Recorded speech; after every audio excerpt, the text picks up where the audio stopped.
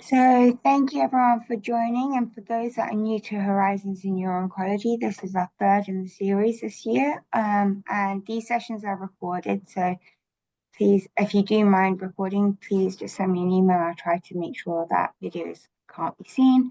Please keep your microphones on mute while we're having the sessions. We will have time for a Q&A at the end, and all recordings will be made available on our YouTube channel.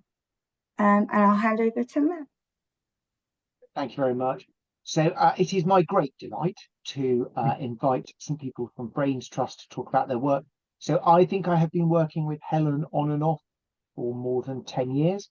I think they do loads of really interesting and really varied work. So I'm going to allow them to introduce themselves. And in terms of format, there'll be roughly 40 minutes of them talking and about 20 minutes for questions at the end, but obviously it depends slightly how much they have to say. Right, brainsTrust, over to you. Thank you. I'm not Helen. I'm Will. Helen's here, but I'm going to kick things off. If people don't mind, I'm going to share my screen. I think also I hope we can be a little bit quicker than 40 minutes and have a good conversation. Just bear with me while I share a few slides.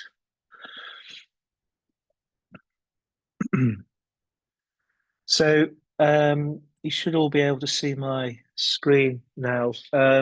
We were having a joke in the office today about how many times those in the medical profession have seen the trials and tribulations pun, and the response was never enough. So my apologies. Dr. Matt Williams, thank you for having us today. It's been a really useful exercise in terms of preparation. And Lily, thank you for looking after us during this call. March is Brain Tumour Awareness Month, so we're also very grateful for the opportunity to talk about our cause, our mission, this work, the challenges that our communities face, and hopefully some of this or all of this will resonate with you, and there'll be things that you find interesting at 5 o'clock on a Tuesday. So there are three of us talking today. We've got sort of three different areas of focus. You've got me for a brief period. I'm Will Jones, Chief Executive of brainsTrust. You've got Helen Bulbeck, who'll be talking. She's Director of Services and Policy and co-founded the charity back in 2006. And then we're joined by Adam Thomson, who is our Impact and Patient Involvement Officer.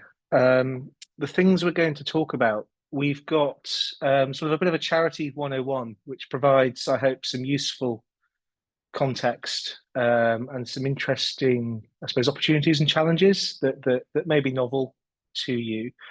And then we're going to move on to novel treatments, trials and tribulations. So some of the challenges that we face, I suppose, as a charity when we're helping people understand and navigate the landscape. And we're going to talk about the work we do to help people who are living with a brain tumor diagnosis and those around them, so their friends and families. And then Adam's going to be talking about the value and the impact of engaging people in research with our activity around PRIME, which is our patient research involvement movement. So I'll start with an easy one. What's a charity? I think a lot of people sort of leap to judgment, but there's a certain level of complexity here. So a charity is an organisation that's established for public benefit and operates on a not-for-profit basis. It must have a charitable purpose, so you get all sorts, but health, education, relieving poverty are some examples there. And we are all tightly regulated by our various commissions. So you've got the Charity Commission in England and Wales, you've got the Office of the Scottish Charity Regulator in Scotland, and the Charity Commission for Northern Ireland in Northern Ireland. So there's a lot of, I suppose, regulatory admin and governance that goes on behind the scenes. We also have voluntary but important standards around fundraising and patient information. It's a health charity that we have to adhere to. So that's the fundraising regulator and the patient information forum. So basically, our patient information can be trusted, it's accredited, it's robust and safe.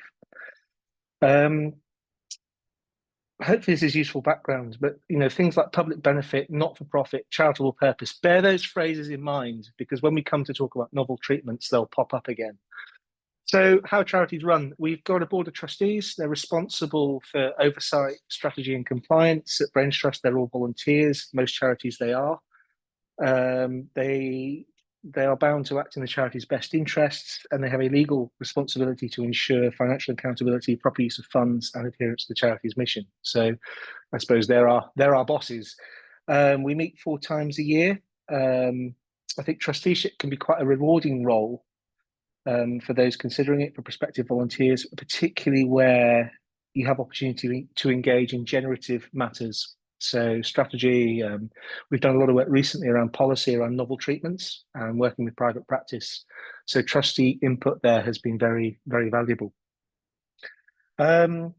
Charities can come in all sorts of different shapes and sizes. You get registered charities, so charitable trusts, CIOs, charitable companies. But look at the bottom of the page of the website and see what you're dealing with. Would be my tip there. But we all have to publish annual reports and financial statements that are required for public trust and accountability. These are all available on the Charity Commission websites. So purpose and public benefit. So this is where we're sort of focusing the scope of work and the scope of this presentation or this talk in a little. Charities must demonstrate their work directly benefits the public. So in healthcare, this includes patient support services. So you'll see charities providing information, counselling, coaching, peer networks, signposting, opportunities for people to meet, so networking. Charities fund research and innovation. They can advocate for better policies and care. So you get I suppose that's where people talk about charities lobbying for change. And charities also provide education and training for professionals and patients. So a lot of your medical societies will be registered as charities as well. BNOS is an example. So the British Neuro-oncology Society is now a registered charity, I believe. So what I hope I'm painting here is a picture of a very, broad scope of activity, but it also represents a scale of opportunity. So it's why there is room for many charities in this space. And I think a lot of people walk into brain tumor land and go, oh my goodness, there's an awful lot of you when they're talking about charities.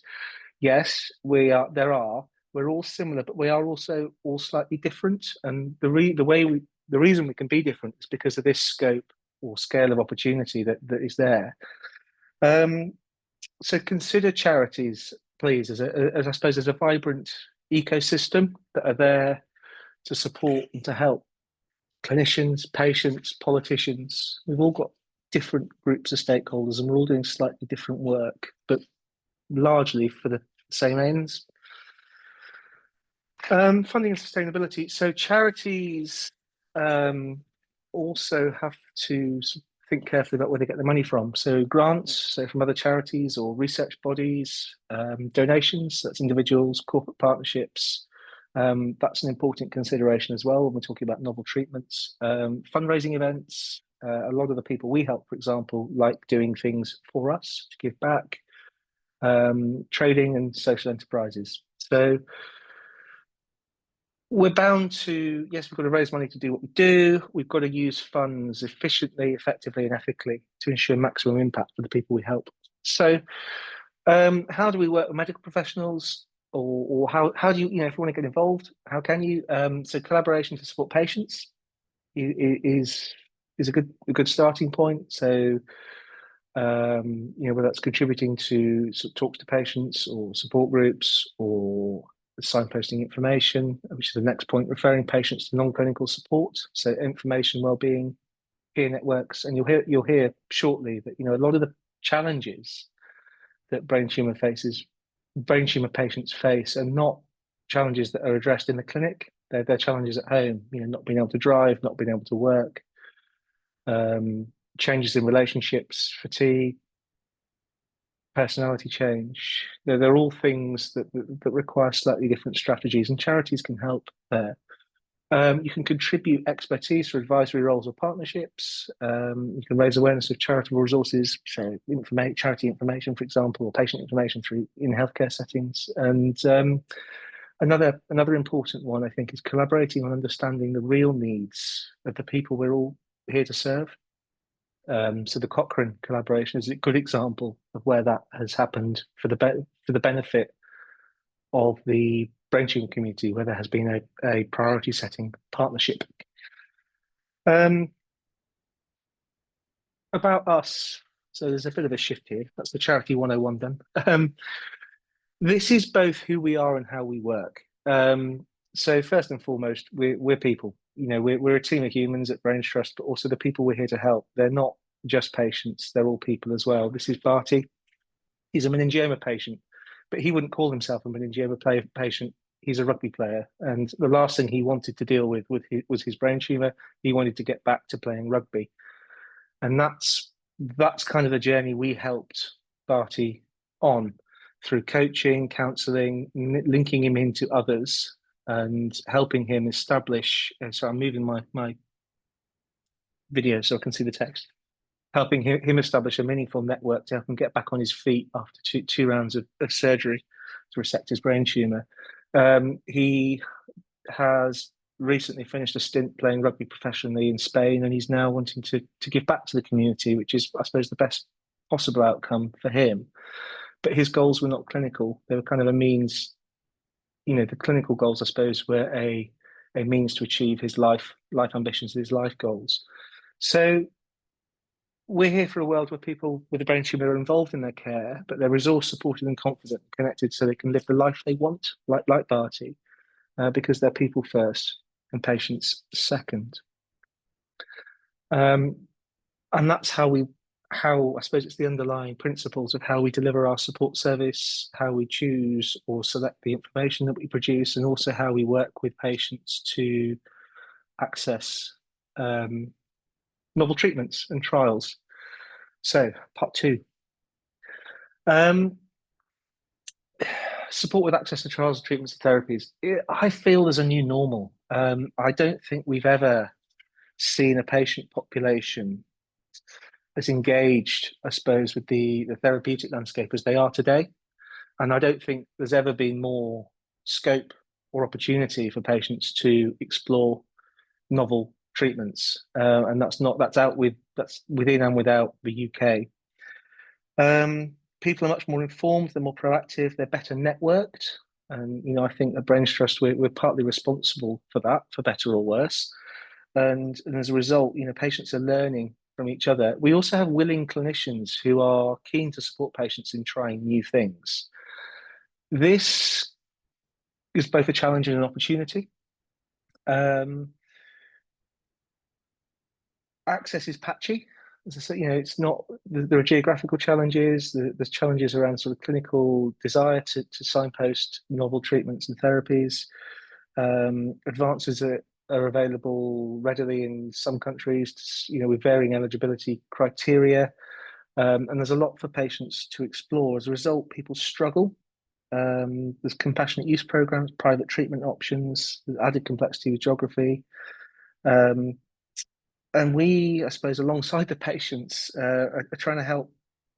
We're trying to understand this, and we've also got to help bridge the gap. So we're learning at the same pace, I suppose, and trying to help people understand this landscape so they can make informed decisions. So you've got immunotherapies, there's technologies like tumor treating fields, and an increasing number of trials and studies for people to navigate. There we go. So we come back to principles. It's not our gift to, you know, sort of push people down the path or tell them what to do. But these are the things we bear in mind when we are working with people, and you'll hear more about them later when we talk about our service. But I suppose the two things that I will, I suppose, lead into for this part of the conversation is that maintenance of wellness is as important to people to the treatment of the illness. So I think that's a really important conversation that clinicians can be having with their patients, or at least an awareness that you should have. And the way to do that is to put the person at the heart. You know, what are their values? What are their wishes? Like Barty, you know, what are their goals? What do they want to achieve? Where do they, you know, realistically, where do they want to be? Transition points is another interesting one. I think we can sort of progress along the patient pathway without realizing the significance of each step that people are taking. You know, from presentation to diagnosis to treatment to living with and beyond, or to end of life care. Each chapter is a significant shift for the patient, and often there's a lot of focus on the process and the pathway, and not on the emotions and the changes involved at the patient end. Consideration of novel treatments is a big part of that journey as well, with differing appetite at different stages.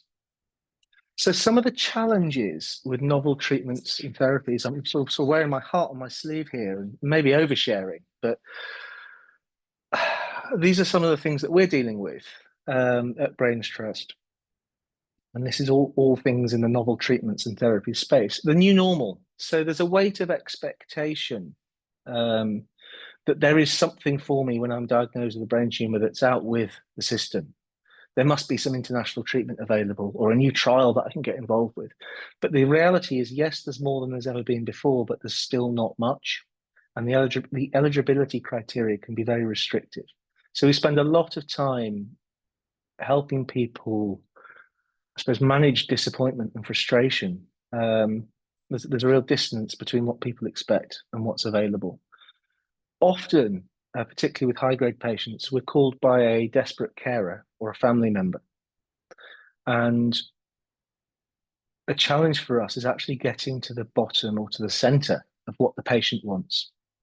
So that's a very important thing. You know, it's often the vocal person. I don't know whether you see it in clinic, but the vocal person that we see is the carer, and sometimes the patient's wishes need exploring in a bit more depth.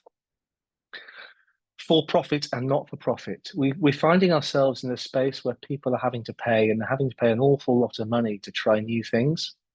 And how does that reconcile with the not-for-profit sort of principles that I was talking about earlier and public benefit? I'll come on to that in a minute. But that leads on to the next point. Equality, equity, and fairness are three very different things. So equality is the same for all. Equity is fairness. Equity is I suppose, a situation where someone is treated with regards to their means and their abilities. And fairness is a combination of the two. And then you've got to reconcile those with public benefit.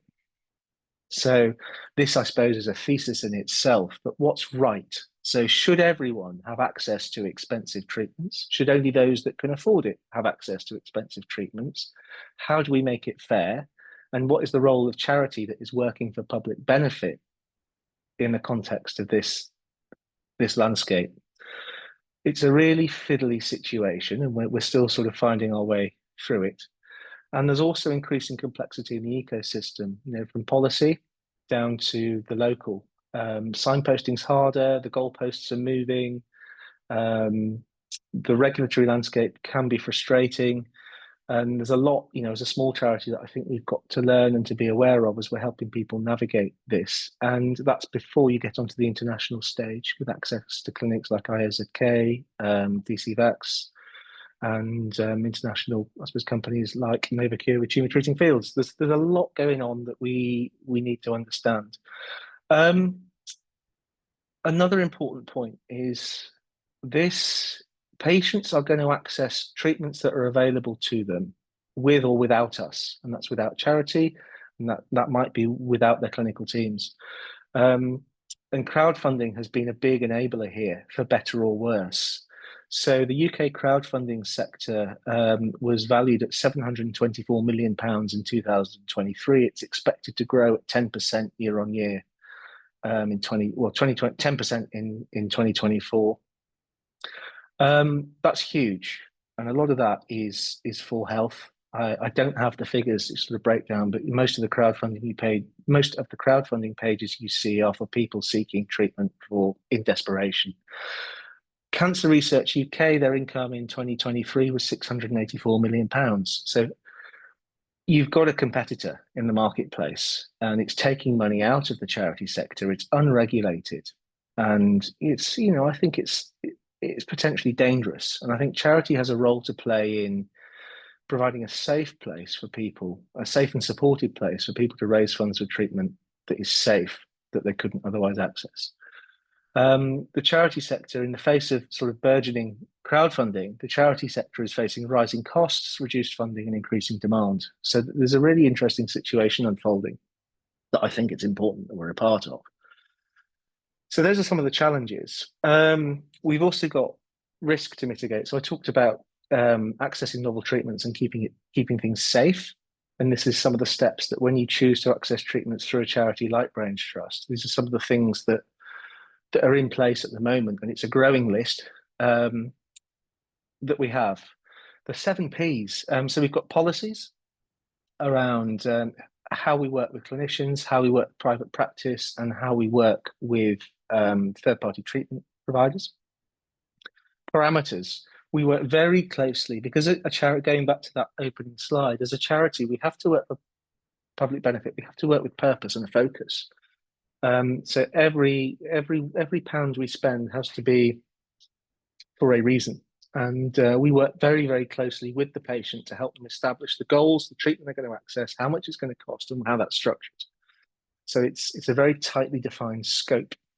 Partners. So we don't do this in isolation because that is dangerous. We work with clinicians, we work with other organizations. So there's people like My Tomorrows who are developing a trials and trials navigation database. And I suppose this is acknowledgement that none of us is as smart as all of us. Patient-led, clinically supported, and values-based. So that's, I suppose, our approach. So a patient will come to us and say, right, we want to access DCVax or IOZK or tumor treating fields. Great. Do you have the support of your clinician? And how does this sit with your values? So there's a lot of coaching conversations and I suppose rigor that sits behind taking that first step. Public benefit. So we can't just do this for one. Whatever we do for one family or one patient, we have to be able to replicate and do for others. And we do. We're helping a number of people on this journey at the moment with their fundraising, with the due diligence around their care, making sure they're asking the right questions and exploring things rigorously so that it's in the patient's best interests. There is a challenge there, though, because there are some families that couldn't afford to fundraise for treatment. And I think that's as I said, that's another thesis. That's the equality, equity, and fairness piece. Actually, what should the role of charity be here in supporting people with this?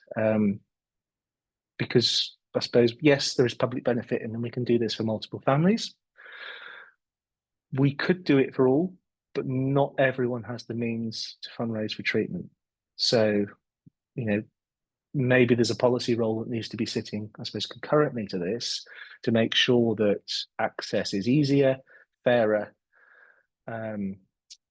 and there's greater equality in the access to novel treatments. Persistent communication. So we will only work with families that are very communicative and responsive with us on this journey, and purpose. So this will never be, or helping patients access novel treatments will always be a small part of what we do. It will never be all of what we do. And that means we can keep a sense of objectivity around what we do. So we are support first with the coaching and the information that we offer. And then because this sort of sits alongside that work as a small part of our portfolio of activity, we're able to have that critical distance and have the coaching conversations that enable people to make the right choices for them. That's me done. So a bit of a whistle-stop tour of charity, and I suppose an overview of some of the opportunities and challenges around novel treatments and the thinking that goes on behind it. And I'll hand over now to Helen, who can give a better introduction to herself and talk about some of the work that we're doing to support the community. Thank you, everybody.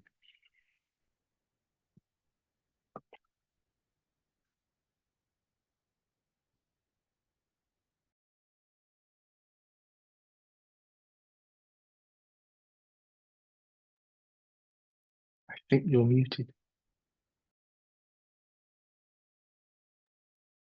Yes.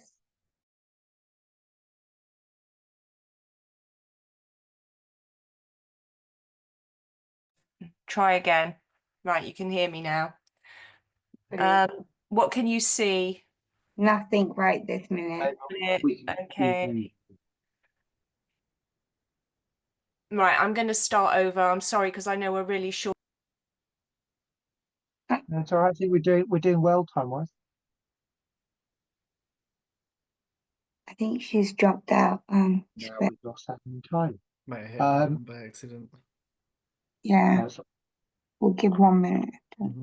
Will, just to say, Some of the questions, What can you We can see the rugby player and your slides. Okay. Am I on screen presentation? Yes, you are. Yeah, okay, thank you. Sorry about that, folks. Right, so this is the magic of the ordinary. I think we're all ordinary, but bring us together in communities. And that's our strength at brainsTrust, is that we build communities and collective intelligence creates magical things. I think one of the things we try and do is close the gap. And I feel really privileged in my job because every day I've got my head in the clouds with research and seeing what's happening on the horizon, but my feet on the ground with the community. And every month we accrue about 150 new patients or caregivers. And we work with all tumours, all phases, including brain mets.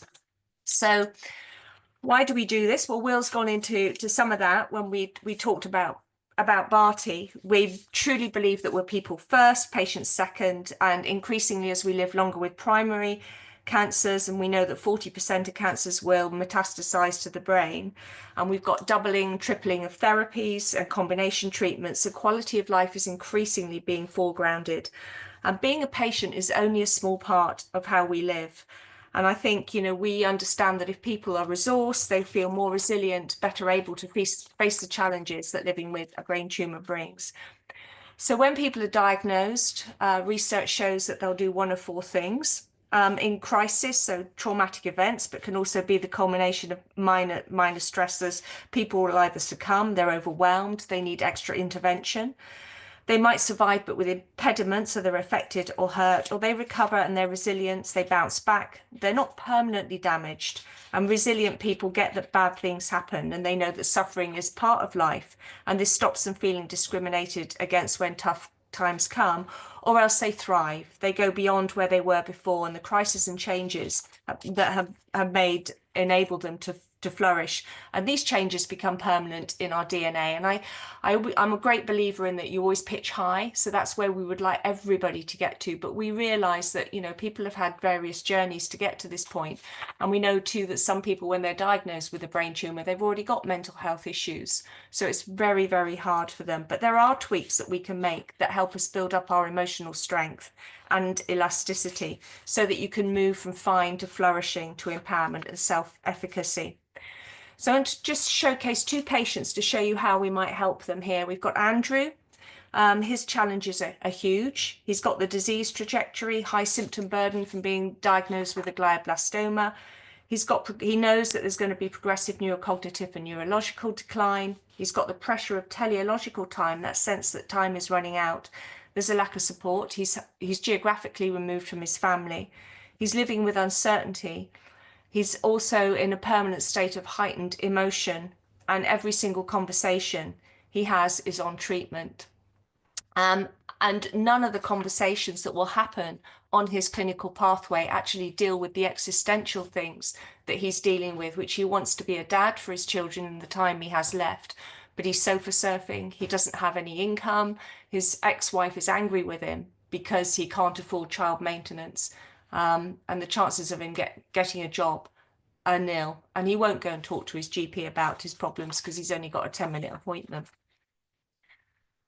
So we tend to go into those places that people find really hard, and some of you may be familiar with this work. This is the concordance work that came out of Cambridge, and this was patients presenting for an initial assessment in neurosurgical oncology clinic, and they were asked to complete the QLQC30 and the BN20 brain cancer module questionnaires, and then clinician reported symptoms were determined retrospectively from outpatient clinician letters. And the two high pink bars are the things patients wanted to talk about in that initial consultation, and that was fatigue and future uncertainty. And the things that clinicians wanted to talk about are that cluster of grey things, grey bars in the middle, so visual disorder, motor dysfunction, communication deficit, headaches and seizures, all the things that you can write a referral or a script for. So the first thing we did when we launched brainsTrust, we started developing resources around fatigue, and we run workshops on how to live with uncertainty, how to deal with the overwhelm, and how to manage behavior and personality change.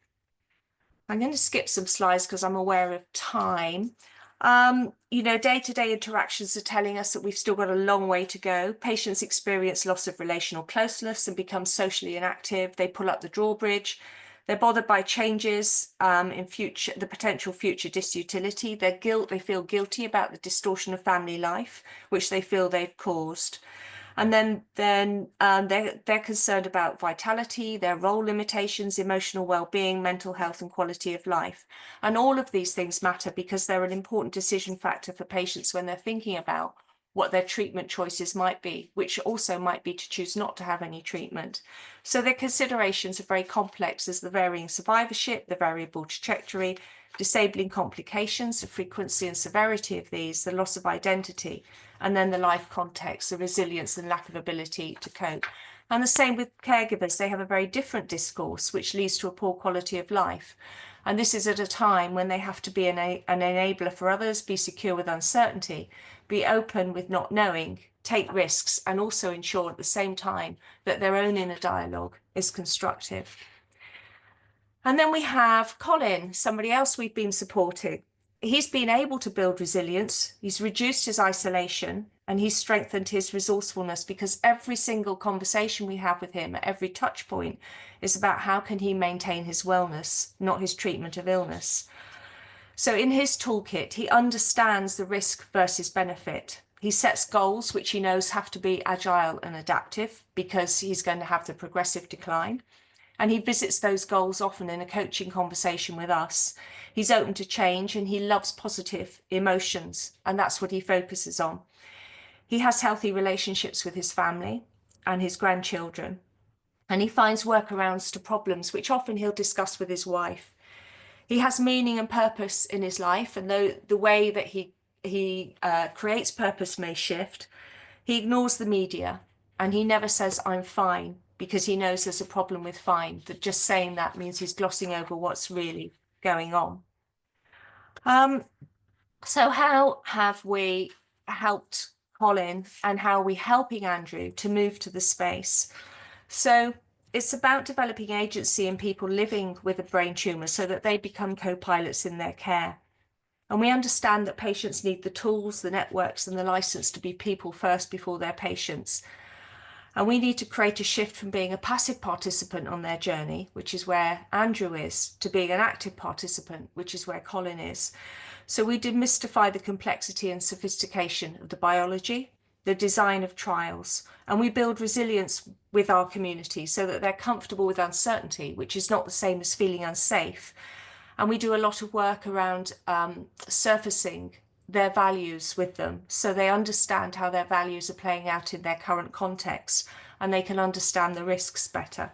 And we do this through coaching, and we know that coaching creates shift. It moves from people being out of control to taking charge. It creates resourcefulness, that people are better able to use the support more effectively, and it creates resilience. They're better able to face things. And from us internally, it means that we can be closer to the people that use our services because it creates a more meaningful dialogue at every touch point. And this brings clarity and purpose to our community. And for me and my team, it also gives me a structured framework in which we can work. So I understand the quality of conversations that people are having with the community. And these are the 4 stages of awareness that shift a conversation from individual reflection to shared insight. So the concrete information, the facts, what's happened, tell me what you know about your diagnosis or where you're at on your journey. The emotive responses, the feelings, and you have to cut through those before you can begin to make sense of what's going on. So what do you spend your time thinking about? How does it make you feel? And then you can move with the patient or the caregiver to their interpretation, which is where the deep grappling is done to find the meaning. What's this all about? What are our insights from all of this? And then that helps them to move to a decision. So what are the implications and the decisions that are called for? And what are the next steps? And we do this through our main coaching tool that we use is the T-GROW model. So we ask lots of questions, but we never ask, are you okay? How are you? We always avoid why questions because it puts people on the defensive, and we use a lot of what and how. Unless it stems from genuine curiosity, so I wonder why. And we know that questions open up the door to dialogue, creativity, and breakthrough thinking. They lead to movement, they generate insights, and they ignite change. We've got examples of that, like with DNA, Crick and Watson. What might DNA look like in the 3D form, which led to the discovery of the double helix? Where can I get a hamburger on the road? That was Ray Kroc with McDonald's, and now an international icon. And we tend not to ask the right questions in the Western culture because we like to focus on having the right answer, not the right question. And between our deep attachment to having an answer, any answer, and our anxiety about not knowing, we've thwarted our collective capacity for deep creativity and fresh perspectives. So all of our support specialists will go through an intensive coaching training where they're able to silence the chatter in their own head and think, well, if it was me, I would tell you to do this. We're able to cut through this. So these are the kind of good questions that reflect the GROW model. Even simple questions about, what does this all mean for you? What haven't we thought of that could make a difference? Or the one that I know we ask every day is, what are you struggling with the most? And powerful questions will generate curiosity. They'll stimulate thoughtful reflection. They'll lead to reflective conversation. They will surface underlying assumptions. They'll channel intention and focus inquiry. And they will stay and travel well with the person because we know they've touched deep meaning. And when they're really powerful, they'll evoke more questions. So how do we reinforce this to our information resources? So we have resources that are available on key topics that address the key challenges of living with a brain tumour. They're designed to help people feel better resourced, better informed, and more able to navigate their clinical care. They're all written with coaching in mind, so we will run coaching workshops about how to manage behaviour and personality change, how to access and how to deal with end-of-life care and what that throws with you. So we provide people with information to help them find a way forward, and we bring them to life in our one-to-ones with patients, but also through our coaching workshops. We have a phenomenal webinar and meetup program, which is online, but we also run meetups that are face-to-face. So meetups are a space where people can just get together, and it's granular, so we do it by tumour type, which is a legacy of COVID. So people who are living with a high grade can get together, or people with meningioma. We have colloid cyst, acoustic neuromas, and also a brain met group that meets online. And then we have our coaching workshops, but then we also have expert-led ones. So, Matt will come along and talk about Optune. We might get Susan Short coming along and talking about novel treatments with GBM. We have dietitians and nutritionists and also neuropsychotherapists coming along as well as examples. How do we measure progress? Well, we have our progress tracker. This was designed by the community for the community, and they told us that if everything is as good as it can be, given the context, what they're living with, they needed to feel less alone, part of a community, on top of things, supported, resourced, and engaged with clinical care. We've actually changed that, better able to navigate clinical care. So at a touch point, it might be after a coaching session, it might be after attending a workshop. We will ask people to complete a progress tracker. And this is Sarah's. When she first connected with brainsTrust, her average score was 2.3, meaning she started in a place where things that were difficult, but that she was working on it. And over a 12-month period, she's reported a 43% improvement across all areas of well-being. And we would then know, for example, that the next coaching conversation we might have with her would be to talk with her about, well, if you felt on top of things, what would that look like? Because we can still see that there's the potential for her to make some shift there. So if we were going to change things, or what we would do with Andrew is we would ask him, what does he need to be different? You know, if you can take from this one question, it's what are you struggling with the most? And don't be afraid of the answer, because it's not your role to fix it. Collective intelligence will. And just asking the question is putting Andrew at the centre of his care, because it will elicit unmet needs, and it shows empathy and understanding, and it lets Andrew know that he's being listened to. It places him as a co-pilot in his care. It will build high levels of trust. He's more likely to make some informed decisions about what his clinical pathway is going to look like, because he'll be regarded as an asset in his own care. And that's what matters to Andrew.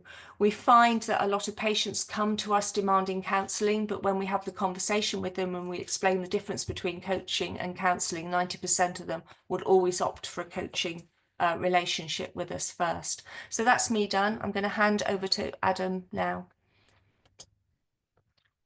Thanks, Helen. I just want to check, Lily, how are we for time? Still got a bit of time, don't worry. We'll We're just do good. less time for questions. It's okay. Oh, okay, cool.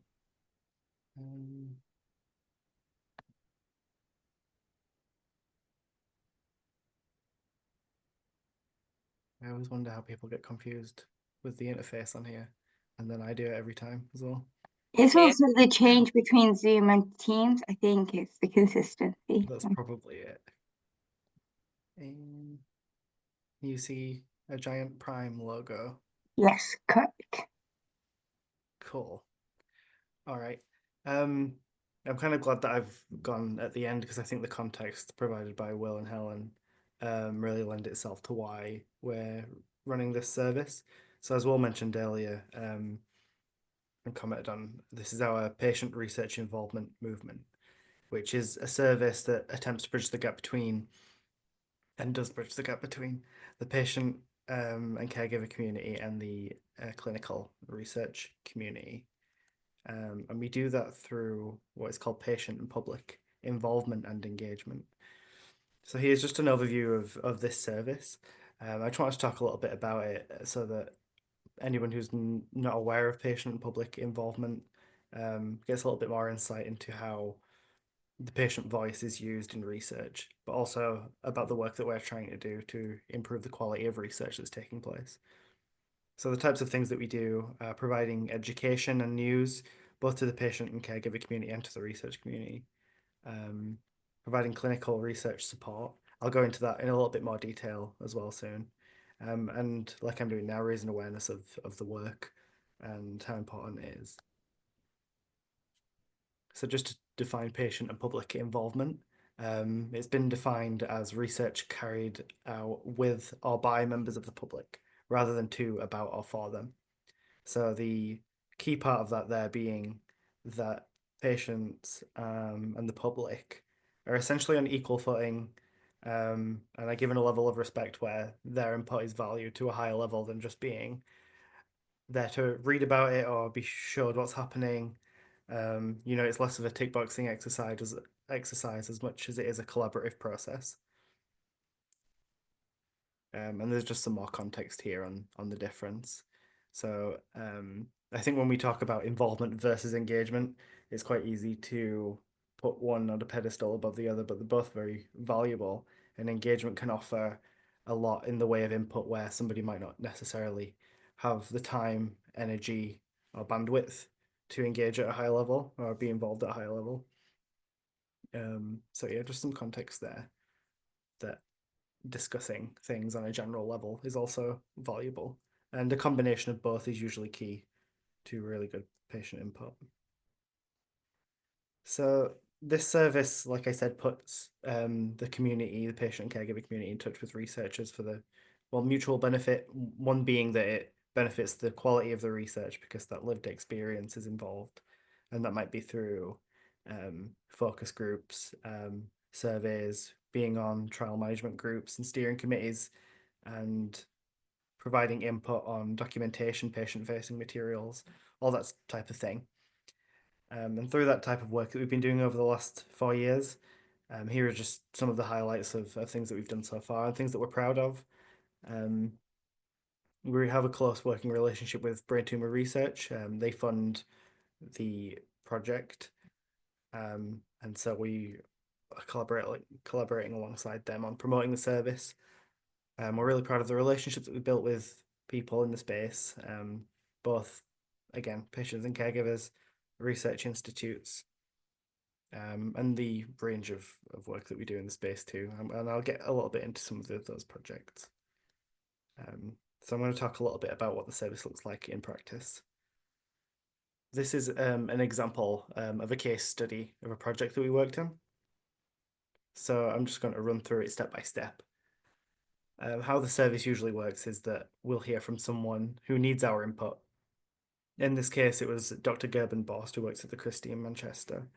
And after Helen attended an NCRI proposal guidance meeting, Helen provided some feedback on his study idea, which was for a study called Portrait. I can't remember exactly what that stands for, but I'll get into what it does. And we reached out to offer some PPA support. So then we started with a consultation, a strategy meeting, talking a little bit about what we could offer, putting together a PPA strategy. The study aims to use Optune prior to and following surgery, with the hope that it improves surgical outcomes and ultimately quality of life for the patient. We went on then to set up focus groups where we could talk to members of the public about how they feel about those changes to standard care, because obviously it's quite a big ask that you are on a trial that offers something very different to what usually would be the standard care. We then assigned a research partner, which is our name for a member of our patient and caregiver community that are trained in delivering PPIE, and then they went on to support the project on an ongoing basis, including producing patient-facing materials. So we put together informational videos together, which would then be shown to people that would be on the trial when it got up and running. And that video we went through together alongside our research partner to make sure that it provided all the information that we deemed important, made people feel comfortable that they could ask questions, and covered what were priorities to them, which we might not have necessarily picked up on or identified had we not had a member of the community involved in the project at this point. And then we went on to provide ongoing input and up to the point that the project got funded. That's just a quick whistle-stop tour of how that might look, but obviously it's case by case. Each project needs different things from the community. And here are a few examples of the ways that we might help. So there is design consultation, providing data collection tools or supporting with how that might look, maybe to measure impact. Patient feedback integration, so setting up some kind of system for collecting patient feedback around the trial, ethical guidance, dissemination and engagement, so sharing information. We're fortunate to have channels where people can access information a lot easier than maybe some in the clinical setting may have.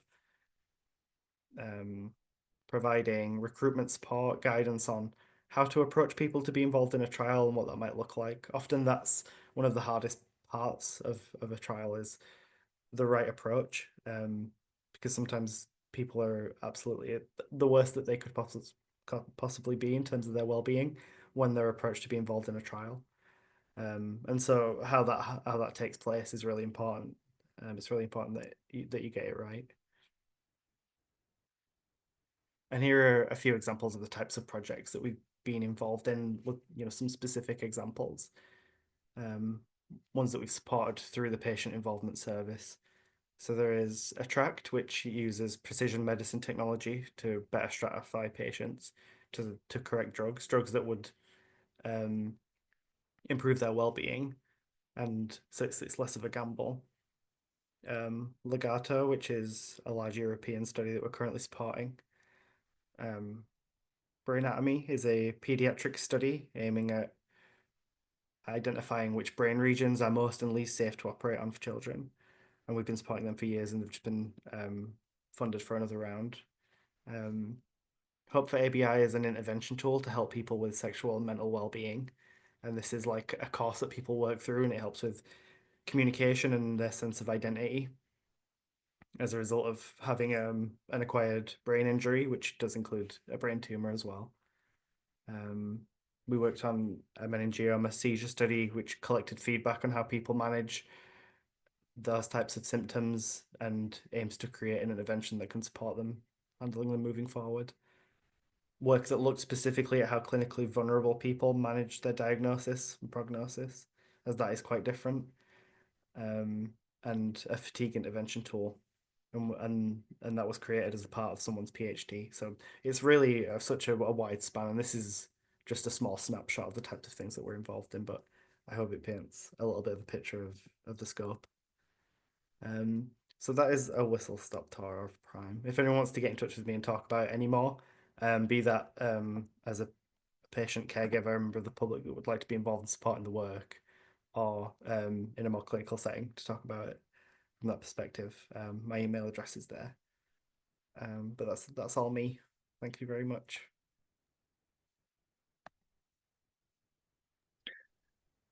Thanks, Adam. And therein lies not only the whistle-stop tour of Prime, but of most things brainsTrust. So, Lily, I think you're guiding us through this. So thank you. No, thank you very much. I'm going to quickly hand it over to Matt. So if we've got one or two questions we can take. Yeah, thank you. I'm just going to look in the chat. So I don't think we've got any in the chat. So if people on the session would like to ask, please put them in the chat or raise your hand, or, you know, kind of whatever people feel most comfortable with. So I really, I wanted to ask you in particular, Will, about some of the things you flagged about that difficulty, about the tension in novel treatments. And certainly I feel it clinically, because I think we're at a very awkward place where for a long time outcomes in GBM have been poor. That, you know, that's not news.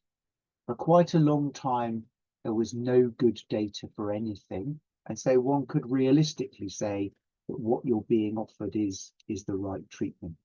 I think over the last few years that's probably changed, and there are now some things where there is some data of, you know, varying quality depending on what we're talking about. And I think that puts us in a really difficult position. I don't have any, you know, blinding insights about how to solve it. I suppose my question would be, so I answer these questions from a clinical perspective. Patient may say, what else is available? And I have a list of things that I regard as being reasonable. I normally then ask patients whether they've read about anything else. And I think it is my clinical role to sometimes say, I don't think that's helpful. And I suppose my question is, when patients come to you with those questions, how do you address those questions? Because I'd be really keen to hear that from a non-clinical perspective. What does your doctor say? No. No, we often, people have something in mind when they pick up the phone, and we take them back to the beginning. So have you spoken? Clinical safety is paramount. That is an important part of this. So anything that we support patients on and exploring further or ultimately accessing has to be clinically supported. That's set in stone. It's part of the, you know, I talked about policies, but we take the conversation more widely and to consider things like appetite for risk, impact travel, their values. Is it the patient's voice or the carer's voice that we're hearing?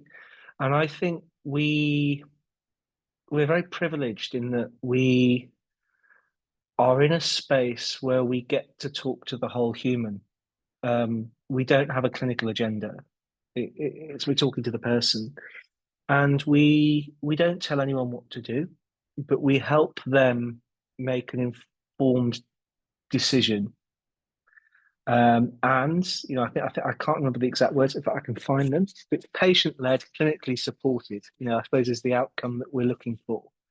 Okay, I think that's really helpful, I suppose. And thinking, as you will know, of one treatment in particular, what do we do when, as I know has happened in the UK, certainly within the last 12 months, you have treating clinicians who say, oh, I don't think that's the right treatment, even though there is evidence and the treatment's available? That is difficult. That patient, and it would have to be the patient, not the carer, that patient could decide to go and seek a second opinion. Many do. Often that second opinion resonates with the first, and that helps that patient make the decision. Sometimes they get conflicting information, and that then places the onus on the patient to explore their options more fully, going back to their values, looking at their team, looking at the implications. Travel can be hard for people. So really appraising, I suppose, the whole piece, the whole thing, so that they're making decisions that are right for them. Helen will be able to talk to this, I suppose, much more eloquently than me. I come from a very boring place of principles and governance and trying to tread the fine line. What do you think? We have a separate, it's called the high grade knowledge share, where it's a space that's been created by the community for the community. So all the information on our website has come for the community because they say it's like a hub. So we always stick to the facts. And then we have in that group, I've got probably about 150 patients and caregivers who are living with a high grade who wanted to look outside the STUP protocol. So they will talk to each other. We're a hub. We've got a network. They'll go and talk to somebody who's had that experience, whether it's worked or not, whether it's negative or positive. So it's about having that network where people can go and talk to others to find out about their experiences. And that network also involves clinical oncologists, neurosurgeons, Michael Vella. He'll talk to patients, and he will completely contradict IOZK and CGAT and all of that. And at the end of the day, patients go and do the research. They come back with the information they've gathered, and then we'll have a coaching conversation with them based on their context and their values. And we never ever think it's within our gift to tell people what to do. We would never do that. I'd like to chip in. Sorry, no, sorry, go on. No, I'd chip in quickly. I think because you talked about clinicians giving different perspectives. I suppose that's a gentle way of putting it, but that we would advocate strongly for some joined up thinking in the clinical community that takes into account, I suppose it might be the different appetite for risk that a glioblastoma patient might have as compared to what the regulatory landscape is mandating or, I suppose, dictating. It's frustrating. I'm really glad you mentioned that knowledge hub. So, for example, I've got a patient at the moment who said, is there another patient I could talk to about this? Do you see what I mean? And so I will drop them an email and ask them to get in touch, because I think that's again, I can sort of talk to people from a clinical perspective, and I can share what other patients have told me, which is all I'm really doing. Do you see what I mean? But it's much more useful for them to be able to talk to other people. That's really helpful. Thank you. And that reduces the isolation too. Yeah. No, I think it's really useful. One of the key indicators for living, maintaining wellness. Any other questions from anyone else? It's great to see a mix of patients and clinicians.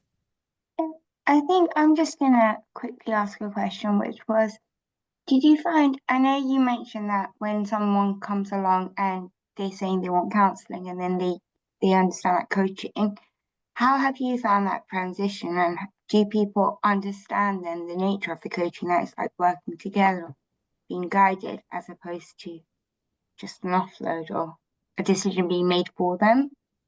Yeah, so we have a very structured process, a conversation and it can last an hour, that will take patients through, caregivers through, about the differences, because people, it's not that they don't value coaching, it's just that it's not occurred to them that they don't actually need tipping into therapy.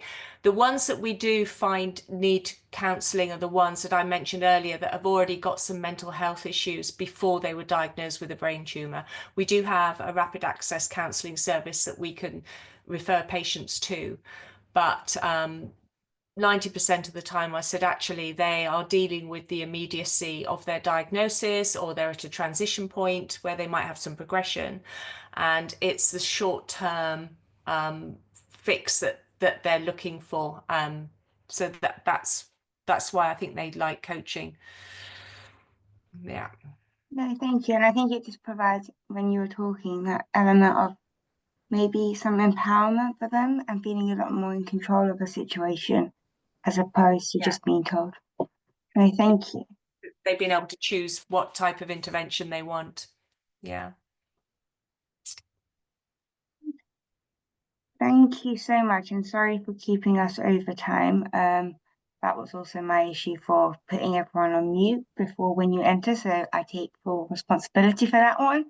But no, thank you to all three of you. It was really interesting, and we're really grateful that you've given up your time. Our next The Lily, that's what I was about to flag. proud to say is on the Tuesday straight after Easter, on the 22nd of April, and like magic, Dr. Williams should have put it in the chat. Oh no, he has not, so I will do that myself. And it's live on Eventbrite if you would like to register. And just to say that in April we've got Jill Barnholt-Sloan speaking from the US. She's done loads of really interesting work around population level data around brain tumour patients. So almost the exact opposite end of the spectrum from the work that brainsTrust do. But I think it's one of the things I like about him is we try to bring together a big kind of spectrum of different work with very different views. Hopefully I will see you all there. Thanks a lot. Thank you.